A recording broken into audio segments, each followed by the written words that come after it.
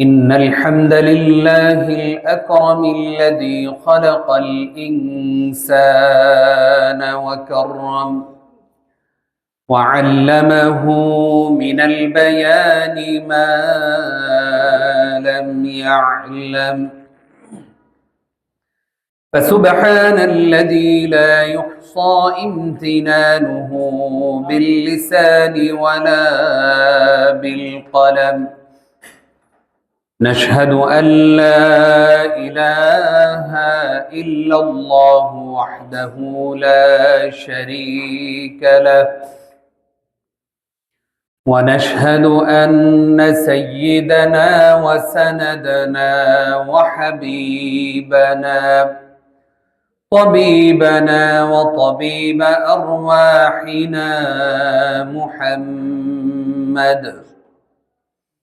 الذي أرسله بالحق بشيرا ونذيرا وداعيا إلى الله بإذنه وسراجا منيرا فقد قال الله سبحانه وتعالى في كلامه المجيد وفرقانه الحميد أعوذ بالله من الشيطان الرجيم بسم الله الرحمن الرحيم سبحان الذي أسرى بعبده ليلا من المسجد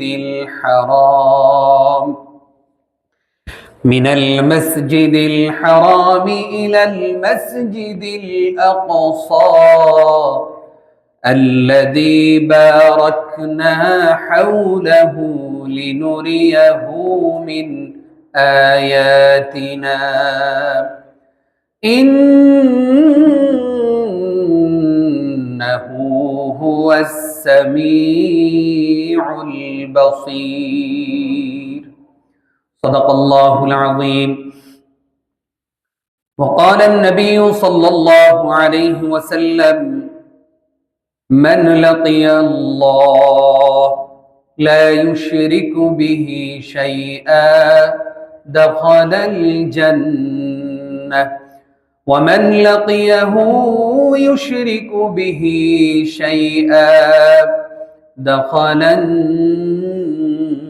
النار رواه مسلم وقال تعالى في شان حبيبه آمرا ومخبرا من المؤمنين والمؤمنات إلى يوم القيامة إن الله وملائكته يصلون على النبي يا أيها الذين آمنوا صلوا عليه وسلموا تسليما اللهم صل على محمد وعلى آل محمد كما صليت على إبراهيم وعلى آل إبراهيم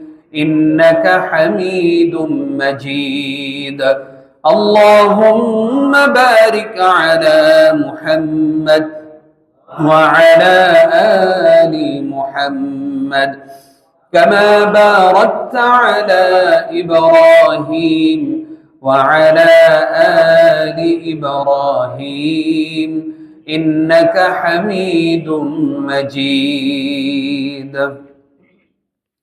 সম্মানিত মুসল্লিয়ানে কেরাম আল্লাহ রাব্বুল আলামিনের কাছে আমরা শুকরিয়া আদায় করি আমাদেরকে যিনি আরো একটি জুমাবারে একত্রিত হওয়ার তৌফিক দিয়েছেন আমাদের হায়াতকে লম্বা করেছেন আমাদেরকে চলাফেরা করার মতো হাতে পায়ে শক্তি দিয়েছেন আমাদেরকে কিছু কথা বলার এবং শোনার সেই মেধা দান করেছেন, সেই জবানের শক্তি দিয়েছেন, সে রব্বে কাবার দরবারে আমরা কৃতজ্ঞতা আদায় করছি। আলহামদুলিল্লাহ। মুসল্লিয়ানে কেরাম, রজব মাস চলছে এবং রজব মাস একেবারেই শেষের দিকে। আজকে যদিও আমরা সবাই পত্র পত্রিকা টেলিভিশনে দেখেছি যে আজকে শবে মেয়ারাজের রাত, কিন্তু এই শবে মেয়ারাজ নিয়ে আমাদের সমাজে প্রচলিত অনেকগুলো ভুল ধারণা আছে। আজকে আমরা কোরআন এবং হাদিসের আলোকে সেগুলো জানার চেষ্টা করব।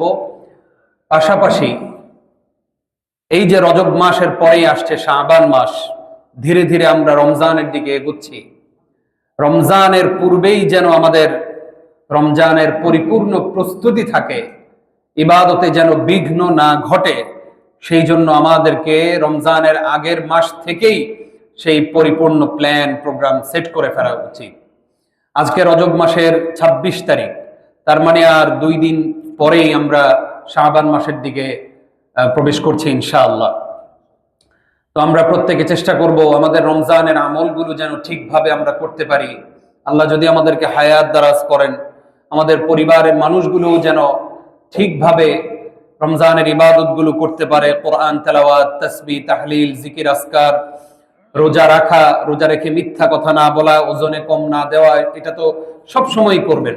তো রমজানে যেন আমার দ্বারা কোনো গুনাহ না হয়, সেই প্র্যাকটিস প্রস্তুতি এখন থেকে আমরা করব ইনশাআল্লাহ। দেখুন, আমাদের এই উপমহাদেশে প্রচলিত যে ২৬ তারিখ, রজব মাসের ২৬ তারিখ দিবাগত রাতেই নবী সাল্লাল্লাহু আলাইহি সাল্লামের মিরাজ হয়েছিল। কিন্তু আপনাদেরকে একটি তথ্য দেই যে রাসূল সাল্লাল্লাহু আলাইহি সাল্লামের মিরাজ কবে হয়েছিল এটা নিয়ে 16টি মত আছে। কয়টি? 16টি মত।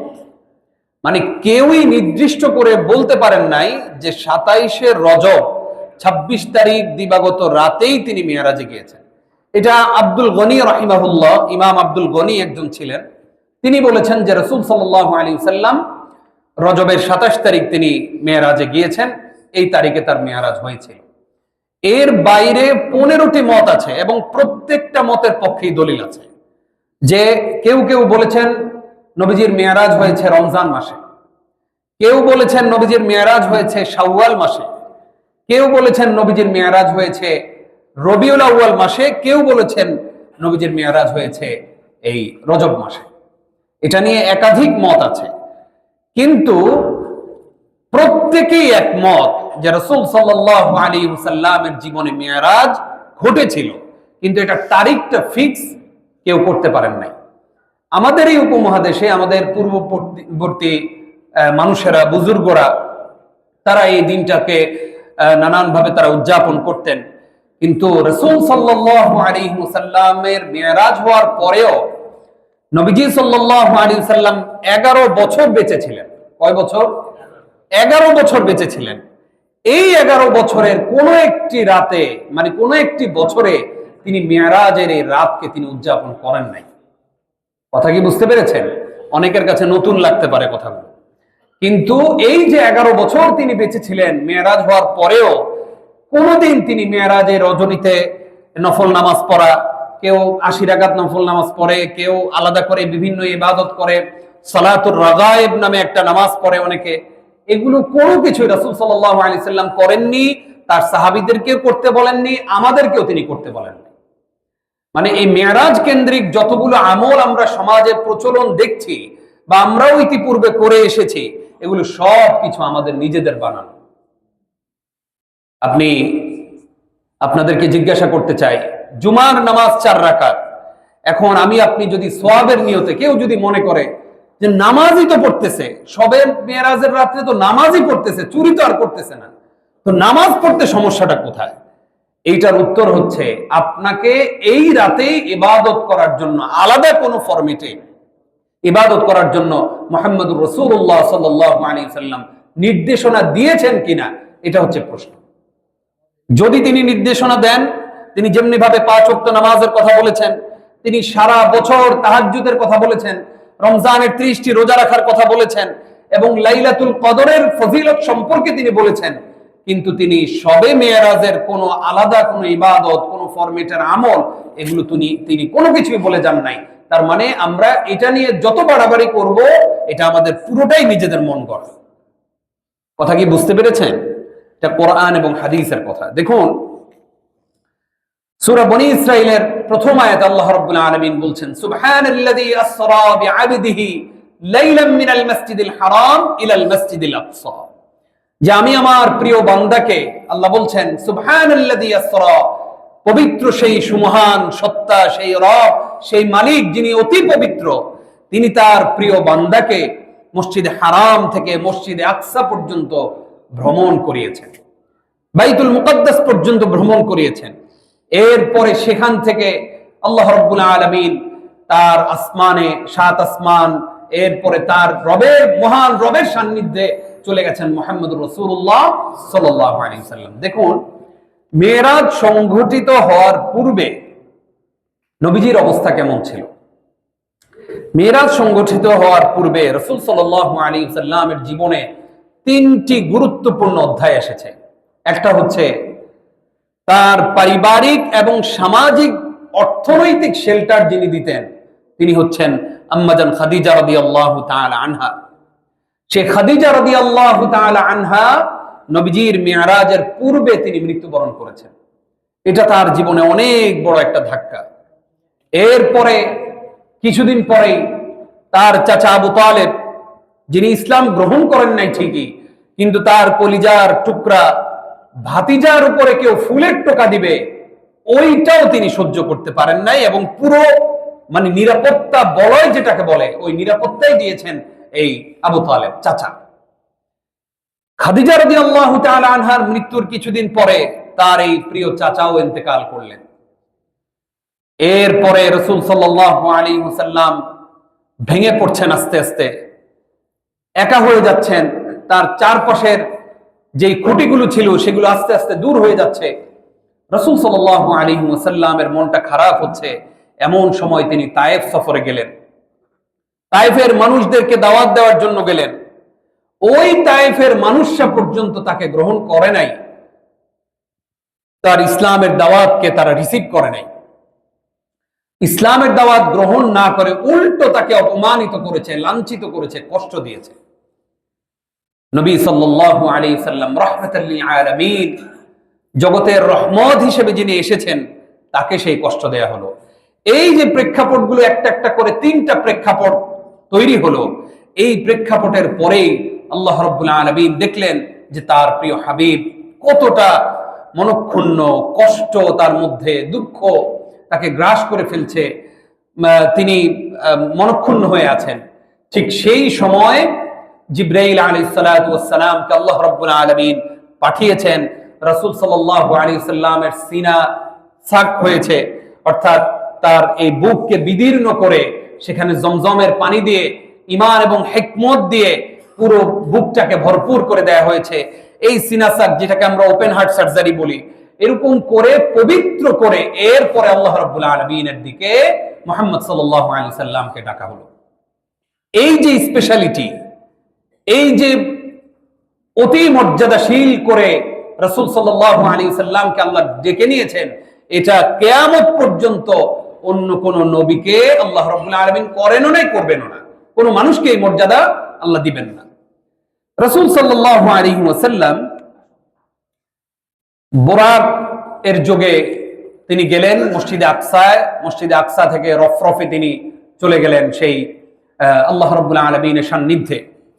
প্রতিটা আসমানে, 7টা আসমানে তার নবীদের সাথে দেখা হলো। প্রথম আসমানে যাওয়ার পরে তিনি দেখলেন হযরত আদম আলাইহিস সালাতু ওয়াস সালামকে। আদম আলাইহিস সালাম 7 আসমানের গেটে গিয়ে জিবরাইল আলাইহিস সালাতু ওয়াস সালাম নক করলেন। ভেতর থেকে বলা হলো কে? তিনি বললেন আমি জিবরাইল। বললেন যে তোমার সাথে আর কে আছে? বলছে যে রাহমাতাল লিল আলামিন মুহাম্মদ সাল্লাল্লাহু আলাইহি ওয়াসাল্লাম আছেন। এরপরে তিনি তাকে ওয়েলকাম করলেন, তিনি তাকে স্বাগত জানালেন, তিনি তাকে অভিনন্দন জানালেন। তিনি বললেন হে আমার ছেলে। আদম আলাইহিস সালাতু ওয়াস সালাম নবীজিকে সম্বোধন করে বলছেন হে আমার ছেলে, হে আমার সৎ ছেলে, হে নেককার নেককার নবী, আপনাকে স্বাগত এই প্রথম আসমানে। এরপরে সেখানে আদম আলাইহিস সালামের সাথে দেখা হলো। দ্বিতীয় আসমানে গেলেন, সেখানে দেখা হলো দুই খালাতো ভাইয়ের সাথে। একজন হচ্ছে হযরত ঈসা আলাইহিস সালাম, আরেকজন হচ্ছেন হযরত ইয়াহইয়া আলাইহিস সালাম। এই দুইজনের সাথে দেখা হলো সেখানে। তৃতীয় আসমানে দেখা হলো হযরত ইউসুফ আলাইহিস সালামের সাথে। সেখানে ইউসুফ আলাইহিস সালামও তাকে ওয়েলকাম করলেন, তাকে অভিনন্দন জানালেন, মোবারকবাদ জানালেন। চতুর্থ আসমানে ইদ্রিস আলাইহিস সালামের সাথে দেখা হলো, তিনি তাকে ওয়েলকাম করলেন, মারহাবা জানালেন। এরপরে পঞ্চম আসমানে দেখা হলো হযরত হারুন আলাইহিস সালামের সাথে। হারুন আলাইহিস সালামও তাকে ওয়েলকাম করলেন। এরপর ষষ্ঠ আসমানে দেখা হলো হযরত মুসা আলাইহিস সালামের সাথে। মুসা আলাইহিস সালামও তাকে ওয়েলকাম করলেন, বললেন যে মারহাবা, আপনাকে স্বাগত, আপনি একজন নেককার নবী, আপনাকে স্বাগত জানাচ্ছি। সপ্তম আসমানে গিয়ে দেখা হলো হযরত ইব্রাহিম আলাইহিস সালামের সাথে। সেই ইব্রাহিম আলাইহিস সালাম দেখে তাকে বললেন, হে আমার সন্তান। কি বললেন? হে আমার সন্তান। কারণ ইব্রাহিম, আমাদের আদি পিতা হলো আদম আলাইহিস সালাম। আর আমরা যে মুসলিম, এই মিল্লাতে মানে আমরা যে মুসলিম, আমাদের মুসলমানদের পিতা হচ্ছেন হযরত ইব্রাহিম আলাইহিস সালাম। মিল্লাতা আবিকুম ইব্রাহিম হুয়া সাম্মাকুমুল মুসলিমিন, কোরআনে আসছে। তো ইব্রাহিম আলাইহিস সালামের সাথে দেখা হওয়ার পরে তিনি বললেন, হে আমার সন্তান, আপনাকে স্বাগত এই সপ্তম আসমানে, আপনাকে স্বাগত জানাচ্ছে, ওয়েলকাম করছে। এইরকম ওয়েলকাম শেষে জিবরাইল আলাইহিস সালাম তাকে নিয়ে গেলেন সিদরাতুল মুনতাহায়। এটাও সপ্তম আসমানে। সিদরাতুল মুনতাহা হলো একটা বড়ই গাছ, যেটাকে কুল বৃক্ষ বলা হয়। বড়ই গাছ যেটার পাতা হলো এক একটা হাতির কানের মতো। এগুলো আসলে আমাদের কল্পনার বাহিরে, সেটা কেমন হবে। এক একটা ফল হলো বড় বড় মটকার মতো। তো সেগুলো আমাদের ধারণার বাহিরে কেমন ছিল সেই চিত্রটা। তো এই সিদরাতুল মুনতাহা হলো এমন একটি সীমারেখা, এটাই হচ্ছে সৃষ্টি এবং স্রষ্টার শেষ সীমানা। মানে মানুষ এই সিদরাতুল মুনতাহা পর্যন্ত যেতে পারবে, এরপরেই হচ্ছে আরশ। এটা হচ্ছে সীমারেখা, রেড লাইন। এই লাইনকে কেউ ক্রস করতে পারবে না।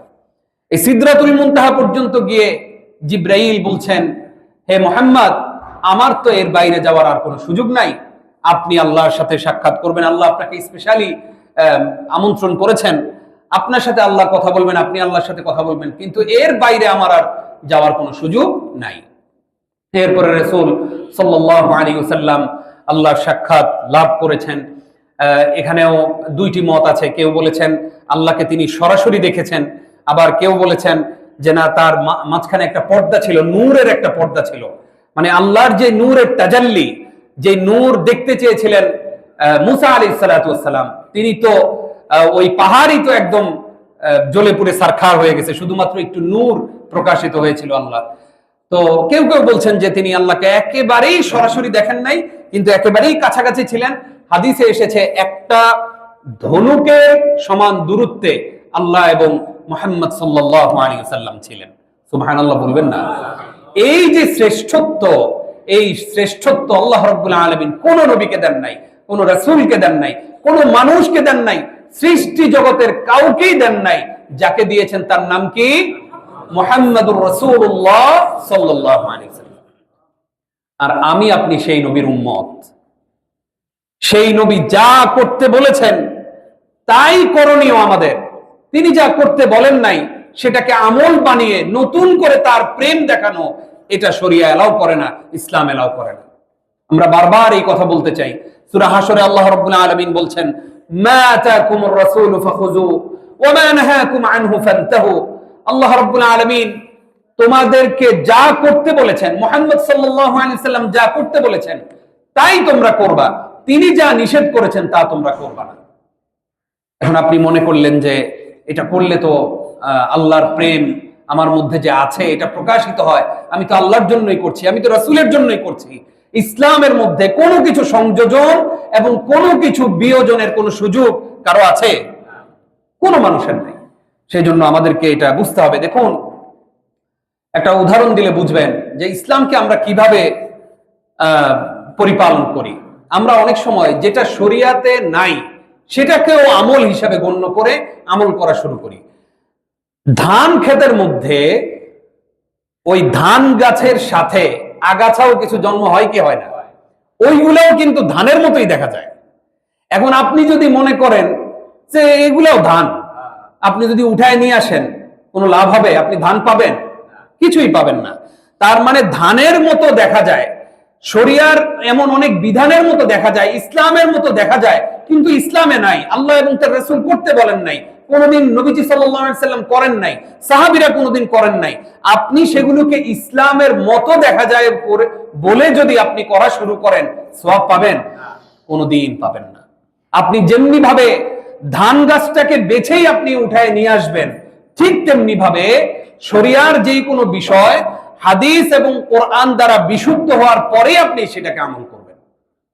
এর বাইরে কেউ একজন একটা কথা বলল, আপনার পিসাব একটা আমল করলো, আপনার পিসাব একটা আমল আপনাকে দিয়ে দিল, আপনার একজন শিক্ষক আপনাকে একজন একটা আমল দিয়ে দিল, আপনার মসজিদের খতিব আপনারা একটা আমল দিয়ে দিল, দিয়ে দেওয়ার সাথে সাথে কোনো যাচাই নাই বাছাই নাই আপনি আমল করা শুরু করে দিলেন। এটা একজন ইমানদারের কাজ নয়। একজন ইমানদারের কাছে যখন কোনো মেসেজ যাবে, কোরআন এবং হাদিসের কষ্টি পাথরে সে যাচাই করবে। আজকে তো তথ্য প্রযুক্তির এই যুগে 1450 বছর আগের, 1500 বছর আগের কিতাব পর্যন্ত এখন অনলাইনে পাওয়া যায়। এত সহজ হয়ে গেছে। শত শত বছর আগের, 400-500 বছর আগের ইমামরা কি বলেছেন, কোন জায়গায় কি করেছেন, সবগুলো এখন অনলাইনে পাওয়া যায়। তাহলে আপনি কেন যে কোনো একটা আমল শুরু করবেন যেটা ইসলামের মধ্যে নাই? এই ধরনের কোন আমল আমরা করব না, বলেন ইনশাআল্লাহ। দেখুন, মেরাজ যে রাসূল সাল্লাল্লাহু আলাইহি সাল্লামের হয়েছে, মেরাজ এই সফরটা শেষ করে আসার পরে দেখুন আল্লাহ এবং তার রাসূলের কথাগুলো যখন কেউ আপনাদের সামনে বলবে, সঠিক কথাগুলো, জাল কোনো কথা না, দুর্বল কোনো কথা না, সহিহ সুন্নাহর সঠিক কথাগুলো যখন কেউ বলবে, নির্দ্বিধায় সেটা মেনে নেবেন, যেমনি ভাবে মেনে নিয়েছিলেন হযরত আবু বকর সিদ্দিক রাদিয়াল্লাহু তাআলা আনহু। মক্কার কাফেরদের কাছে এসে যখন মুহাম্মদ সাল্লাল্লাহু আলাইহি সাল্লাম মেরাজের পরে এসে বললেন যে আজকে তো আমার মেরাজ হয়েছে, আমি তো আল্লাহর সান্নিধ্যে গিয়েছি, এই দেখলাম, এই জিনিস দেখে আসলাম, এগুলো যখন বর্ণনা করলেন, কাফেররা তখন বলল যে আগে তো মাথাটা অর্ধেক ছিল, এখন তো পুরোটাই গেছে। নাউযুবিল্লাহ বলবেন না? এই কথা গিয়ে কাফেররা চিন্তা করলো যে এই কথা দিয়ে এই মুহূর্তে মুসলমানদেরকে দমানো সম্ভব, কারণ আজগুবি কথা, মুহাম্মদ আজগুবি কথা শুরু করেছে।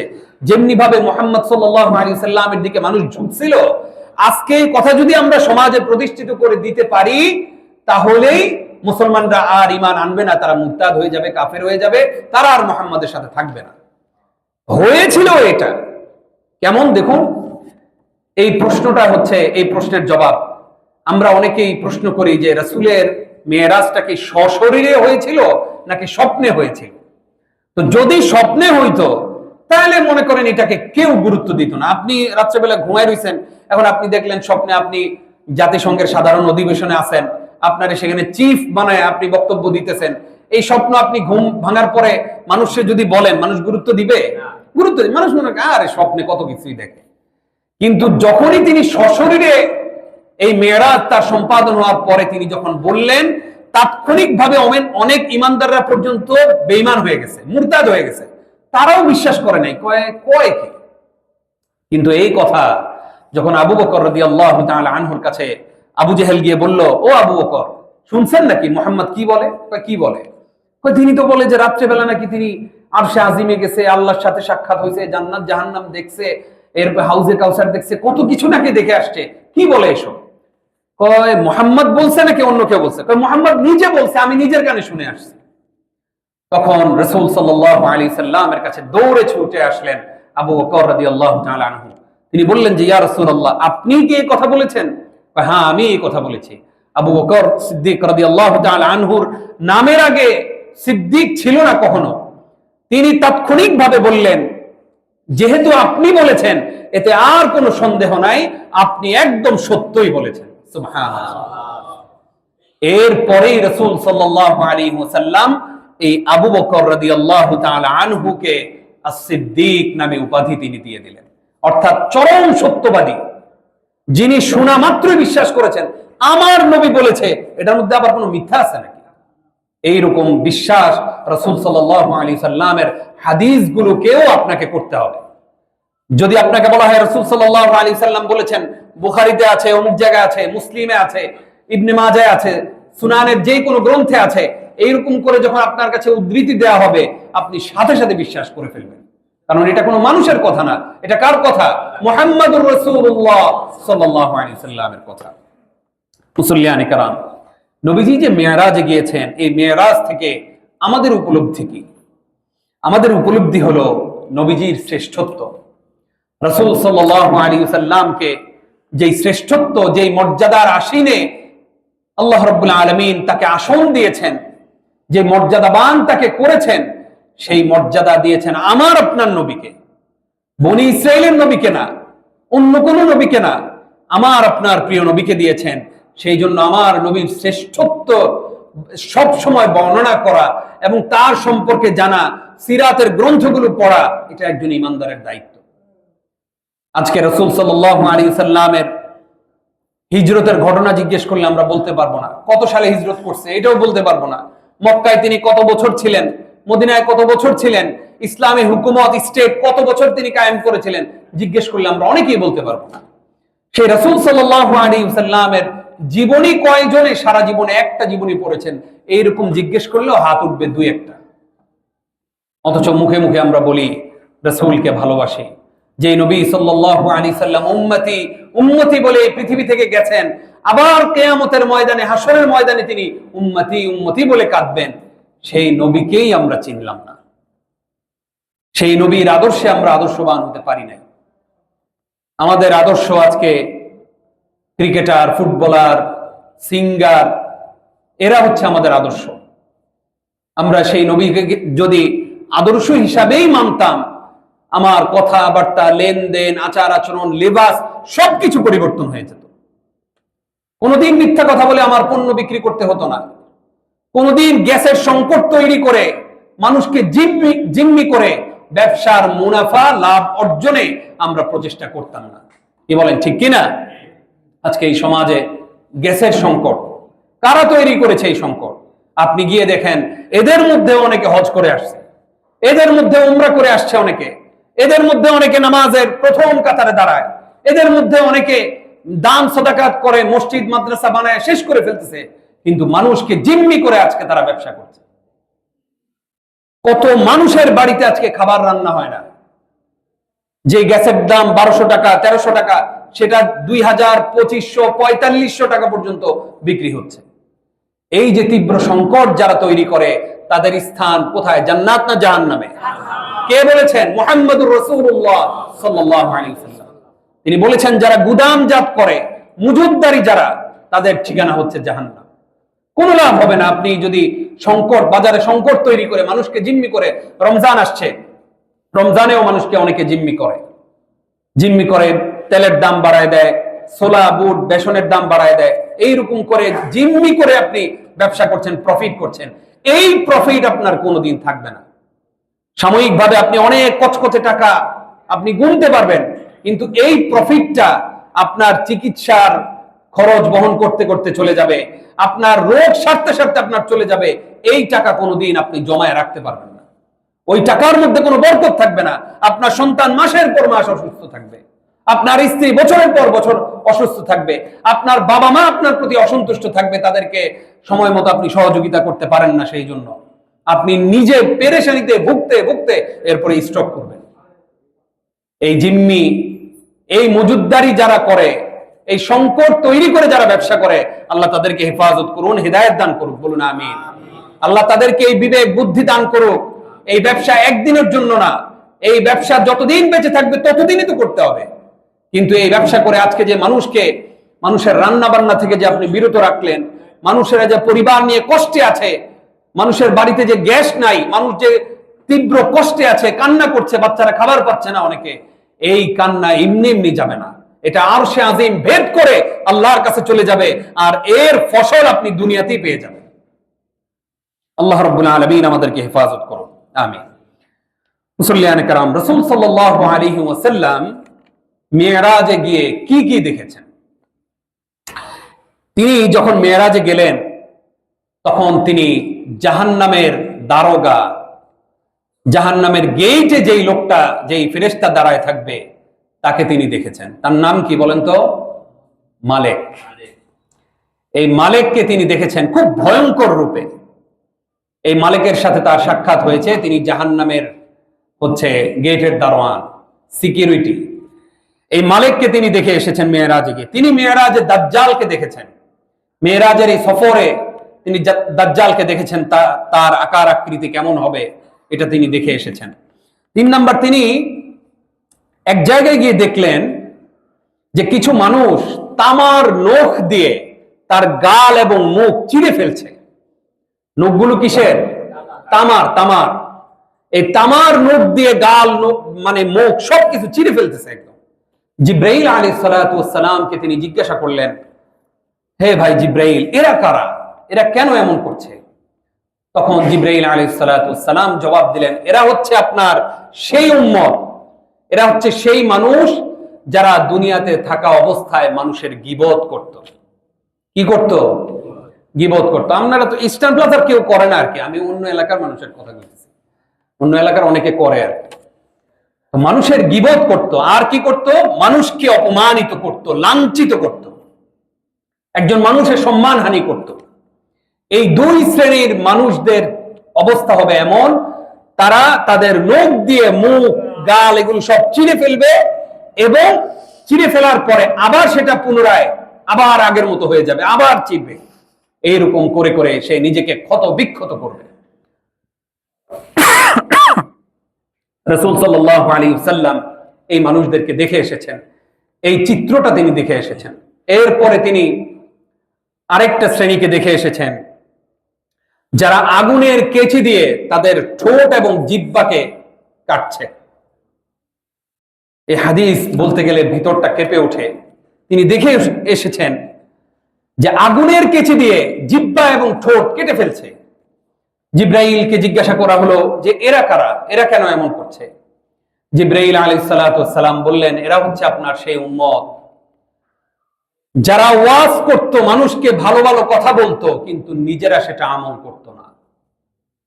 মানুষকে নামাজের কথা বলতো, মানুষকে সুদ খায়ও না এটা বলতো, ঘুষ খায়ও না এটা বলতো, মানুষকে বলতো তোমরা মানুষকে খুন করো না, মানুষের প্রতি জুলুম করো না, কিন্তু নিজেই সেই জুলুম করত। এরা হচ্ছে সেই ব্যক্তি, সেই বক্তা, সেই আলোচক, সেই ওয়াইজ, সেই আলেম, সেই বিদ্বান, সেই জ্ঞানী, যারা মানুষকে ভালো কথা বলতো কিন্তু নিজেরা আমল করতো না। তার মানে আমরা কি পেলাম? এক শ্রেণীর আলেমকে আল্লাহ রাব্বুল আলামিন কিয়ামতের দিন কঠিন শাস্তির মুখোমুখি করবেন। আর আলেম মানেই শুধু হুজুর, বিষয়টা এরকম না। আলেম হচ্ছে আরবি শব্দ, বাংলা শব্দ হচ্ছে জ্ঞানী। এই জ্ঞানী যারা, আমরা অনেক সময় দেখি না বুদ্ধিজীবীরা বিভিন্ন কথা বলে, এই বুদ্ধি জ্ঞান যাদেরকে দেওয়া হয়েছে, ওই জ্ঞান তারা বিতরণ করে সমাজে, ভালো কথা বলে কিন্তু নিজেরা সেটা আমল করে না। ওই ব্যক্তিদেরকে দেখে এসেছেন তারা আগুনের কেচি দিয়ে জিহ্বা এবং ঠোঁট কেটে ফেলছে। নাউজুবিল্লাহ, বাড়িতে গিয়ে আস্তে আস্তে বললেন। এরপরে তিনি জান্নাত দেখে এসেছেন। আল্লাহ রাব্বুল আলামিন তাকে জান্নাত দেখিয়েছেন, জান্নাতের বিভিন্ন নাজ নিয়ামত দেখিয়েছেন। হাউজে কাউসার, যেটাকে কিয়ামতের দিন আল্লাহ রাব্বুল আলামিন রাসূল সাল্লাল্লাহু আলাইহি ওয়াসাল্লামকে স্পেশালি দান করবেন, যে হাউজে কাউসারের 1 ফোঁটা পানি যদি কেউ পান করতে পারে, সেই সৌভাগ্য যদি অর্জন করতে পারে, কেউ বলেছেন 40 বছর, কেউ বলেছেন 40,000 বছর তার পানির পিপাসা লাগবে না। সুবহানাল্লাহ, সুবহানাল্লাহ। সেই হাউজে কাউসার, হাদিসের ভাষ্য অনুযায়ী সেই শব্দের আসলে কোনো বাংলা অর্থই হয় না। মানে মেইন কথা হচ্ছে যে ওই হাউজে কাউসারটা এমন যে সোনা, রূপা, জহরত যা আছে, আল্লাহর সৃষ্টির সর্বোচ্চ যত মর্যাদাশীল দামি জিনিস আছে, হীরা, জহরত, মণি, মুক্তা, সেগুলো দিয়ে সেটার হাউসটা তৈরি করা, এবং এটার মধ্যে হচ্ছে সেই পানি। তো সেটা তিনি দেখে এসেছেন সেই মেরাজে গিয়ে। তিনি মেরাজে গিয়ে সিদরাতুল মুনতাহা দেখেছেন। সিদরাতুল মুনতাহা হচ্ছে আল্লাহ এবং মানে স্রষ্টা এবং সৃষ্টি, মালিক এবং তার বান্দা এর মাঝে যে সীমারেখা, সেই বড় বড়ই গাছ, সেটা তিনি দেখেছেন। এর পাশে তিনি দেখেছেন চারটা নদী, দুইটা দৃশ্যমান, দুইটা অদৃশ্য। যেই দুইটা দৃশ্যমান মানে মানুষ যেই দুইটাকে দেখবে এই পৃথিবীতে, সেই দুইটার একটা হচ্ছে নীল নদ। কোথায় এটা বলেন তো? মিশরে। আরেকটা হচ্ছে ফোরাত নদী। এই দুইটাকে তিনি দেখে এসেছেন। ফোরাত নদী কোথায়? ইরাকে। ইরাকে। তো এই ফোরাত নদী এবং নীল নদ, এই দুইটাকে তিনি দেখে এসেছেন। আর দুইটা ছিল অদৃশ্য। এই দুইটা নহর আল্লাহ রাব্বুল আলামিন জান্নাতীদেরকে দিবেন। 8 নম্বর, তিনি জান্নাতে যখন গিয়েছেন, সেখানে গিয়ে বেলালের, নবীজির মুয়াজ্জিন, হাবশী গোলাম, কালো, যেই মানুষটাকে পৃথিবীর মানুষ ওইভাবে আগে মূল্যায়ন করতো না, সেই মানুষটাকে মুয়াজ্জিনের সম্মান দিয়েছেন মুহাম্মদুর রাসূলুল্লাহ সাল্লাল্লাহু আলাইহি সাল্লাম। সেই মুয়াজ্জিনের কণ্ঠ, বেলালের সেই কণ্ঠ তিনি জান্নাতে শুনে এসেছেন। সুবহানাল্লাহ, সুবহানাল্লাহ। এরপরে 9 নম্বর, তিনি জাহান্নামে যখন গিয়েছেন, তখন এক শ্রেণীর মানুষকে তিনি দেখেছেন, তাদের পেট এক একটা মটকার মতো এরকম বড়। এই পেট ভর্তি হলো সাপ। পেট ভর্তি কি? সাপ। রাসূল সাল্লাল্লাহু আলাইহি সাল্লাম জিব্রাইলকে জিজ্ঞাসা করলেন, জিব্রাইল ভাই, এরা কারা? এদের কেন এই শাস্তি হচ্ছে? জিব্রাইল আলাইহিস সালাতু ওয়াস সালাম বললেন, এরা হচ্ছে আপনার সেই উম্মত যারা দুনিয়াতে থাকা অবস্থায় সুদ খেয়েছে। কি খেয়েছে? সুদ। চিন্তা করেন না, এখন তো পেট ছোট, এখন হয়তো স্বাস্থ্য নিয়ে চিন্তা করেন, তাহলে আমার তো স্বাস্থ্য টাস্থ্য নাই, জাহান্নামে গেলে আপনারা এত বড় একটা পেট দিব, এটার ভিতরে থাকবে সাপ। নাউযুবিল্লাহ বলেন। আল্লাহ আমাদেরকে হেফাজত করুন। 10 নম্বর পয়েন্ট, নবী সাল্লাল্লাহু আলাইহি সাল্লাম এক শ্রেণীর মানুষকে জাহান্নামে গিয়ে দেখলেন, যারা পাথর দিয়ে নিজেদের মাথা নিজেরাই চূর্ণ বিচূর্ণ করতেছে, মানে নিজের মাথায় নিজে পাথর মারতেছে। তো এই শাস্তি দেখার পরে জিব্রাইলকে জিজ্ঞাসা করা হলো, জিব্রাইল, এরা কারা? এরা কেন নিজেদের মাথাকে এরকম চূর্ণ বিচূর্ণ করে? মাথা চৌচির হয়ে যায়, ভেঙে চুরমার হয়ে যাচ্ছে, আবার আগের মতো হয়ে যাচ্ছে, আবার সে তার মাথাটাকে চূর্ণ বিচূর্ণ করছে। তখন জিব্রাইল বলছেন, এরা হচ্ছে আপনার সেই উম্মত যারা দুনিয়াতে বেঁচে থাকা অবস্থায় নামাজে অলসতা করেছে। কিসে? নামাজে অলসতা করেছে। আজান দেওয়ার পরেও তার ব্যবসা শেষ হয় নাই, রমজান আসার পরেও সে নামাজ পড়ে নাই, এত সওয়াবের মৌসুম, সেই মৌসুমে সে নামাজ পড়ে নাই, হজে গেছে, উমরায় গেছে, হোটেল থেকে সে বের হয়ে নামাজ পড়ে নাই। এইরকম অনেক হাজিকে আমি চিনি।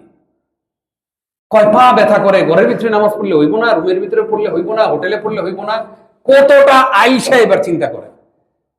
মসজিদে হারাম যেখানে 1 লক্ষ রাকাতের সওয়াব হয় এক রাকাত নামাজে, সেই জায়গায় গিয়েও নামাজ পড়ে না, সেই জায়গায় গিয়ে পর্যন্ত বিড়ি খাইছে, এইরকম মুসল্লি আমি চিনি।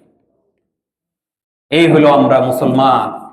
এই মানুষগুলোই আমরা জান্নাতে যাওয়ার অনেক আশা করি। আল্লাহ আমাদের মনের সেই আশাটাকে পূর্ণ করুক, কিন্তু আমাদের মানসিক অবস্থাকে আল্লাহ পরিবর্তন করে দিন। বলুন আমিন। তাহলে নামাজে অলসতা করা যাবে না। নামাজের সময় হলে নামাজ পড়ে ফেলবেন। আপনি মসজিদে আসতে পারেন নাই, আপনার দোকানের স্টাফদেরকে নিয়ে আপনি জামাতে নামাজ পড়ে ফেলেন, কিন্তু নামাজ কামাই দিয়েন না, নামাজ কামাই দিয়েন না। আউয়ালু মা ইউহাসাবু বিহিল আবদু ইয়াউমাল কিয়ামাতিস সালাহ, কিয়ামতের দিন সবার প্রথমে আপনার নামাজের হিসাব হবে, আমার নামাজের হিসাব হবে। নামাজের হিসাব ঠিক, বাকি সব প্রশ্ন সহজ। মানে আপনি প্রথম প্রশ্নের জবাব ঠিকঠাক ভাবে দিতে পারলে বাকিগুলো আল্লাহ সহজ করে দিবেন। আল্লাহ এত দয়া করবেন সেদিন আমাদের প্রতি। এরপরে 11 নম্বর, তিনি দেখলেন এক শ্রেণীর মানুষের ঠোঁট উটের মতো বড়, উটের ঠোঁটের মতো এরকম চ্যাপ্টা, এরকম বড়, এবং সেই ঠোঁট মানে ঠোঁট দিয়ে তারা পাথর, আগুনের পাথর, সেটাকে প্রবেশ করাচ্ছে, আবার সেটাকে পায়খানা করিয়ে সে বের করে দিচ্ছে। মানে কতটা কষ্ট আপনি চিন্তা করেন। খাচ্ছে, পাথর খাচ্ছে, আবার পায়খানা রাস্তা দিয়ে সব বের করে দিচ্ছে। এদেরকে দেখে নবীজি জিজ্ঞাসা করলেন, এরা কারা? এদের কি জন্য শাস্তি হচ্ছে? তখন জিব্রাইল বললেন, এরা হচ্ছে তারা যারা আপনার সমাজে ইয়তীমদের হক নষ্ট করেছিল। কাদের হক? সুবহানাল্লাহ কইলেন নাকি? ইয়তীমদের হক যারা নষ্ট করেছে, ভাই মারা গেছে, ভাতিজাদের হক নষ্ট করে দিচ্ছে, এইরকম অনেক চাচা আছে এইরকম এতিমদের হক যারা নষ্ট করেছে তাদের শাস্তি হচ্ছে এটা। 12 নম্বর হচ্ছে এক শ্রেণীর মানুষদেরকে তিনি দেখলেন, আপনারা যে তুন্দুল রুটি খান, এই তুন্দুল রুটির যে মটকাটা মানে যেটার মধ্যে তুন্দুল রুটি বানায়, এইরকম তান্দুরি একটা চুলা তিনি দেখেছেন, যেটার মাথাটা চিকন কিন্তু ওই চুলাটার পেটটা অনেক বড়। ওইটার মধ্যে কিছু মানুষকে আগুনে পোড়ানো হচ্ছে এবং তারা চিৎকার করছে। তখন নবীজি জিজ্ঞাসা করলেন, ও আমার ভাই জিব্রাইল, এরা কারা? তখন জিব্রাইল বললেন, এরা হচ্ছে আপনার সেই উম্মত, এরা হচ্ছে সেই মানুষ যারা পৃথিবীতে থেকে জিনা ব্যভিচারে লিপ্ত হয়েছিল। ওই যে একান্তে আপনি একটা ঘরের মধ্যে যে লিপ্ত হয়েছিলেন, আপনারে ওই রকম একটা ঘর দেওয়া হয়েছে, কিন্তু ঘরটা কিসের? আগুনের। ওই ঘরের মধ্যে জ্বলে পুড়ে সারখার হয়ে যাবেন। এরপরে 13 নম্বর এক ধরনের মানুষকে তিনি দেখেছেন যারা নিজেদের শরীর গলা থেকে চিরে ফেলতেছে, একদম চিরে ফেলতেছে, এত যন্ত্রণা, এত ব্যথা, এত কষ্ট। এটা দেখে জিব্রাইল বললেন, এরা হচ্ছে আপনার সেই উম্মত যারা সমাজে মিথ্যা কথা রটাইতো। একজন মানুষের ব্যাপারে একটা মিথ্যা কথা রটাই দিল, সমাজে মিথ্যা কথা সমাজে ছড়িয়ে দিল। এই যে রাজনীতি যারা করেন, আল্লাহকে ভয় করেন, মিথ্যা কথা বলে আমরা অনেকে রাজনীতি করি। এই রাজনীতি করতে গিয়ে, উকিলগিরি করতে গিয়ে যারা উকিল আছে, প্রচুর মিথ্যা কথা বলতে হয়। সমাজে একটা সত্যকে মিথ্যা বানায় ফেলে, একটা মিথ্যাকে সত্য বানায় ফেলে। এই যে মিথ্যা যারা সমাজে ইস্টাবলিশ করে, প্রতিষ্ঠিত করে, তাদের শাস্তি হচ্ছে এটা, তারা শরীরটাকে চিরে ফেলবে। নাউযুবিল্লাহ বলেন। এরপরে নবী সাল্লাল্লাহু আলাইহি ওয়াসাল্লাম আল্লাহর সাক্ষাৎ লাভ করেছেন। তিনি আমাদের জন্য 3টা উপহার নিয়ে এসেছেন। একটা হচ্ছে 50 ওয়াক্ত সালাত দিয়েছিল, এরপরে সেটাকে 5 ওয়াক্ত বানায় আনছেন। এই 5 ওয়াক্ত নামাজ যারা নিয়মিত পড়বে তাদেরকে আল্লাহ তাআলা 50 ওয়াক্তের সওয়াব দিয়ে দিবেন। 2 নাম্বার হচ্ছে তিনি আল্লাহ রাব্বুল আলামিনের কাছ থেকে উপহার নিয়ে এসেছেন আয়াত, সূরা বাকারার শেষ 3 আয়াত, আমানার রাসূল বিমা উনজিলা ইলাইহি মির রাব্বিহি ওয়াল মুমিনুন। এই যে আয়াতটা সূরা বাকারার শেষ 3 আয়াত, এই 3 আয়াত তিনি উপহার নিয়ে এসেছেন। এরপরে আরেকটা উপহার তিনি নিয়ে এসেছেন। আল্লাহ রাব্বুল আলামিন বলেছেন, আপনাকে আমি জানিয়ে দিচ্ছি, আপনার কোন উম্মত যদি শিরক মুক্ত ভাবে আমার কাছে আসে, সে কোনো কাউকে সেজদা দেয় নাই, কোনো মাজারে সেজদা দেয় নাই, কোনো মাজারে মান্নত করে নাই, কোনো মৃত মানুষের কাছ থেকে কোনো কিছু চায় নাই, কারো দিকে মাথা ঝুঁকায় পড়ে নাই, এইরকম আল্লাহ এবং বান্দার সাথে সম্পৃক্ত করে ফেলে নাই, এইরকম শিরক মুক্ত ঈমান নিয়ে যদি কেউ আমার কাছে আসে, তাহলে আমি আপনাকে গ্যারান্টি দিচ্ছি আমি তাদেরকে মাফ করে দেব। সুবহানাল্লাহ। এই 3টা উপহার রাসূল সাল্লাল্লাহু আলাইহি ওয়াসাল্লাম আমাদের জন্য নিয়ে এসেছেন। আল্লাহ রাব্বুল আলামিন আমাদেরকে মেরাজের এই শিক্ষা নিয়ে আমাদের জীবনটাকে পরিশুদ্ধ করে নামাজের পাবন্দী হওয়ার তৌফিক দান করুক। আমিন।